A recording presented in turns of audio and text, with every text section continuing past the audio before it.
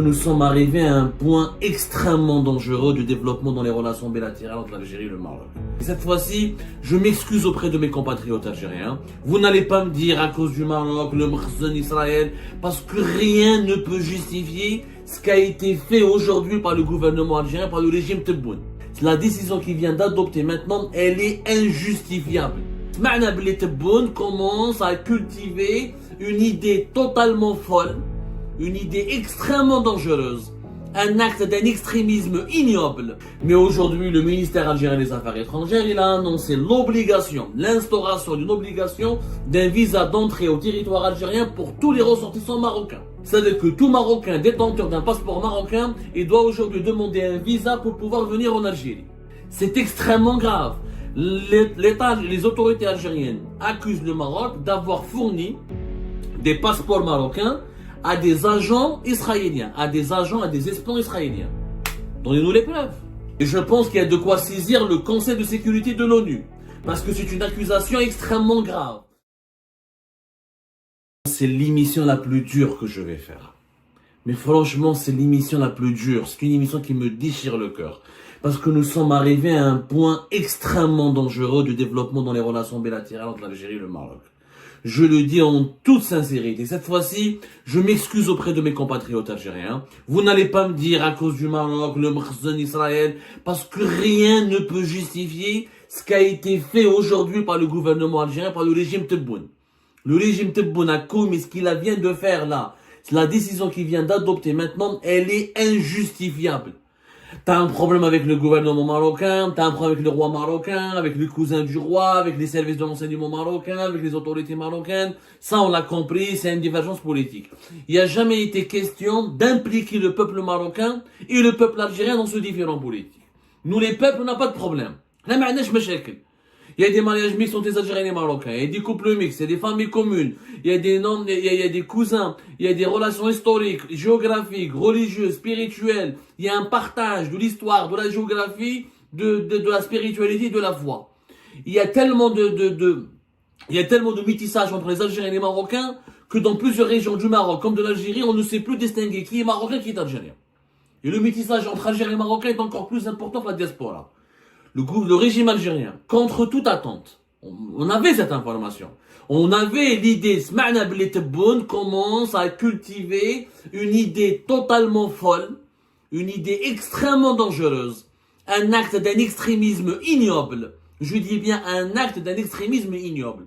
Mais on pensait qu'autour de Tebboune, qu'on allait le ralentir, qu'au sommet du régime algérien, on allait le calmer, qu'on allait lui dire, voilà, monsieur le président, il faut pas quand même aller jusque-là. Il faut pas épingler tout le peuple marocain. Il faut pas aller jusqu'à menacer tout le peuple marocain. Parce que c'est ce qui a été fait. Qu'est-ce que c'est cette mesure? De quoi on parle aujourd'hui? L'Algérie a décidé, pas l'Algérie, le régime algérien. Parce que cette décision n'émane pas du peuple algérien. Et je ne crois pas que le peuple algérien aurait pris une telle décision. Pour dire en toute honnêteté, connaissant les valeurs de fraternité et les valeurs de générosité et d'hospitalité du peuple algérien, le peuple algérien n'aurait jamais pu prendre une telle décision. Le régime Tebboune, parce qu'aucun autre régime ne l'a fait auparavant, à l'exception dans les années 90, dans un cas extrêmement grave et inédit dans les relations algéro-marocaines, l'Algérie avait riposté à une décision marocaine, elle a imposé le visa et elle a fermé les frontières. Ça, c'est un cas à part dans la décennie noire. On va en parler étape par étape, doucement, mais sûrement, beaucoup de pédagogie. Mais c'est la première fois qu'un régime algérien instaure, sans qu'il y ait de conflit, sans qu'il y ait d'actes de terrorisme, sans qu'il y ait de problèmes de menaces militaires, sans qu'il y ait un problème militaire et sécuritaire, parce que le problème entre l'Algérie et le Maroc, pour le moment, c'est un problème diplomatique et politique autour du Sahara occidental. C'est tout. Il n'y a pas de problème sur le tracé frontalier, il n'y a pas de revendication marocaine sur une région du territoire algérien, il n'y a pas de revendication algérienne sur une région, sur un territoire marocain. Il n'y a aucun problème à l'exception que le Maroc a normalisé ses relations avec Israël. Ça, c'est une question interne, c'est entre eux, leur gouvernement, leur roi et le peuple marocain, il a un roi, il a un gouvernement, ils n'ont qu'à se débrouiller entre eux. Comme nous, les Algériens, on a le droit d'avoir des relations avec n'importe qui. Mais aujourd'hui, le ministère algérien des Affaires étrangères, il a annoncé l'instauration d'une obligation d'un visa d'entrée au territoire algérien pour tous les ressortissants marocains. Pour tous les ressortissants marocains. C'est-à-dire que tout Marocain détenteur d'un passeport marocain, il doit aujourd'hui demander un visa pour pouvoir venir en Algérie. C'est une première. Une première en temps de paix, parce qu'il n'y a pas de guerre officiellement déclarée, ni de tension militaire ou sécuritaire entre les deux pays ou à la frontière des deux pays. Qu'est-ce qu'il a dit le ministère des Affaires étrangères? Le gouvernement algérien, voici le communiqué, a décidé de rétablir avec effet immédiat l'obligation d'obtention du visa d'entrée au territoire national pour tous les ressortissants étrangers détenteurs de passeports marocains. C'est ce que dit le ministère des Affaires étrangères. Ce que cela signifie que tous les Marocains ont le droit, ont l'obligation, à partir d'aujourd'hui, 26 septembre 2024, de demander un visa d'entrée pour venir en Algérie. Zid, qu'est-ce qu'il dit le communiqué encore? L'Algérie, mue par des valeurs, regardez comment c'est écrit, il faut vraiment avoir la haine, il faut vraiment être irrationnel pour écrire de telles choses. L'Algérie, mue par des valeurs de solidarité, tissées par les liens humains et familiaux qui unissent les deux peuples frères, algériens et marocains, avait évité lors de la décision de rupture des relations diplomatiques avec ce pays, le Maroc en l'occurrence, en août 2021, de remettre en question la liberté et la fluidité de la circulation des personnes. Profitant du régime d'exemption des visas, malheureusement le Royaume du Maroc s'est livré à diverses actions attentatoires à la stabilité de l'Algérie et à la sécurité nationale, avec l'organisation à grande échelle de réseaux et de crimes organisés, de trafic de drogue, d'êtres humains, de contrebande, d'immigration clandestine et d'actes d'espionnage, ainsi que le déploiement d'agents de renseignement sionistes, détenteurs de passeports marocains, pour accéder librement au territoire national. Ces actes constituent une menace directe sur la sûreté nationale de notre pays et imposent un contrôle ferme et strict que tous les points d'accès et de séjour au territoire national. Attends, mais c'est extrêmement grave. Les autorités algériennes accusent le Maroc d'avoir fourni des passeports marocains à des agents israéliens, à des espions israéliens. Donnez-nous les preuves. Attendez les preuves. Est-ce que vous avez arrêté un agent du Mossad qui a un passeport marocain en Algérie? Montrez-nous les preuves. Si l'Algérie avait, vous, un trafiquant d'armes, kabyle, qui venait de Marseille à Bdjaïa, avec des pistolets, avec des armes de chasse, il a été arrêté, il a été filmé et montré à la télévision. Les autorités algériennes, je le dis, je le précise, et je pense qu'il y a de quoi saisir le Conseil de sécurité de l'ONU, parce que c'est une accusation extrêmement grave.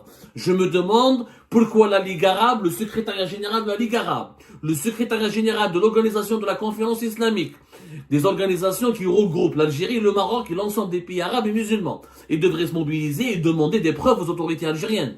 Vous dites qu'il y a eu des espions israéliens qui avaient le passeport marocain. Montrez-les-nous. Montrez-les-nous. Pour les autres arguments, là, les autorités algériennes justifient l'instauration d'un visa par les pratiques de l'immigration clandestine, par les trafics de drogue, trafic d'êtres humains. Attendez, mais il y a des migrants maliens qui passent par l'Algérie. Est-ce qu'il faut maintenant, parce qu'il y a des migrants clandestins maliens qui rentrent en Algérie pour aller vers l'Europe ou pour rester en Algérie, est-ce que l'Algérie doit maintenant imposer les visas aux Maliens? La même chose pour le Niger. Nous n'avons pas de visa. Je crois qu'avec le Niger, nous avons un visa. Je ne sais pas. Mais avec le Mali, nous n'avons pas de visa. Ça, j'en suis sûr. Il y a aussi il y a des contrebandiers tunisiens. Il y a des Tunisiens qui font de la contrebande avec l'Algérie, trafic des sangs. Allez voir à Tbessa. Allez voir Bir al-Ater. Allez voir à Soukaras. Allez voir du côté de Tarf. Surtout à Tbessa. Allez voir le Ouedsouf. Entre la Libye et la Tunisie, surtout avec la Tunisie, il y a un grand trafic de contrebande. Il y a aussi des migrants qui passent aussi par la Tunisie pour aller vers de l'Algérie, pour aller vers l'Espagne. Est-ce qu'il faut pour autant imposer le visa aux Tunisiens? Est-ce qu'il faut pour autant imposer le visa aux Libyens? Durant les frontières de l'Algérie avec le Niger et le Mali, comme avec la Tunisie, la Libye, il y a autant de fléaux de contrebande, de trafic d'êtres humains, de trafic de migrants clandestins, voire de trafic d'armes et de trafic de drogue. Il faut arrêter de mentir. Les frontières algéro-marocaines sont militarisées. C'est les frontières les plus surveillées du pays. On a construit même des tranchées. Même des tranchées. Allez voir la frontière algéro-marocaine du côté de Saïdia et du côté de Porsi. Vous allez voir du côté de Porsi, Tlemcen, Saïdia du côté du Maroc, que la frontière, le grillage se prolonge en pleine mer. Donc, c'est la frontière la plus surveillée. Les trafics sont beaucoup plus considérables. Et je défie les douanes algériennes de nous publier les chiffres des saisies et des arrestations de brigands, de contrebandiers, et vous allez remarquer que le trafic d'êtres humains, de drogue, d'armes et de migrants clandestins est beaucoup plus important entre la frontière algéro-tunisienne qu'avec la frontière algéro-marocaine. Et la majorité des migrants clandestins ne viennent pas du Maroc, ils viennent du Mali et du Niger.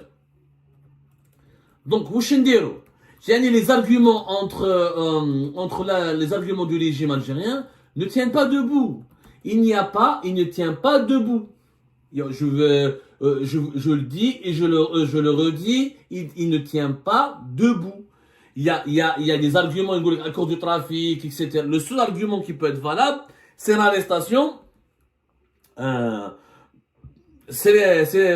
dirais-je? C'est l'arrestation d'espions israéliens détenteurs de passeports marocains. Donnez-nous vos preuves.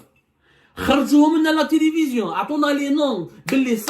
Vous avez arrêté des espions israéliens qui sont détenteurs de passeports marocains. Moi, je mettrai ma vie en jeu, jamais Masarat. Parce que le gouvernement, le régime algérien avait arrêté des espions israéliens porteurs de passeports marocains. Il les aurait affichés à la télé, il les aurait affichés devant le monde entier. Donc, arrêtons maintenant de mentir. Il n'y a pas l'instauration, donc c'est une restriction, la limitation, la fin, je dis bien, nous assistons aujourd'hui le 26 septembre 2024, c'est un jour tristement historique, c'est définitivement la fin de l'Union pour le Maghreb. C'est définitivement la fin d'un grand principe qui a fait l'Union pour le Maghreb. C'est la liberté de circulation entre les pays. Il y a plus de trafic.